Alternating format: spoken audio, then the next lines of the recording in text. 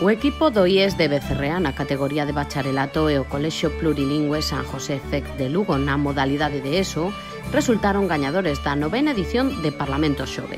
O conselleiro de Política Social José Manuel Rei Varela, acompañado pola directora xeral de Xuventude, Participación e Voluntariado Cecilia Vázquez, asistiron á final desta competición de debate no que dende o seu comezo participaron máis de 1.500 estudantes distribuídos en 300 equipos de diferentes centros educativos de toda Galicia.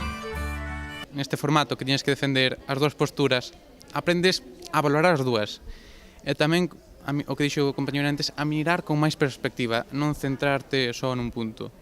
Ou centrarte nun punto, pero dende dous lados. Creo que incluso máis aló do aumento da confianza, da mellora do falar en público, que é sempre algo que pode intimidar un pouco, creo que tamén é unha experiencia sobre todo para compartir.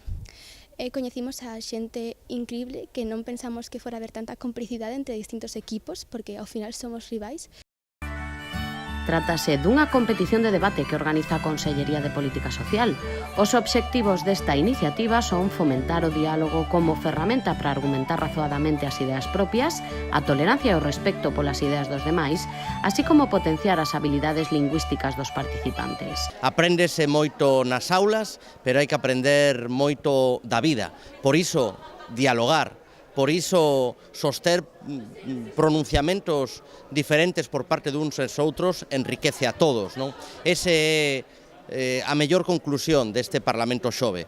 Ver que temos xente nova preparada, xente nova que é capaz de respetar as ideas dos demais, que é capaz de argumentar, que é capaz de chegar a consensos, que é o que queremos tamén para o futuro de Galicia.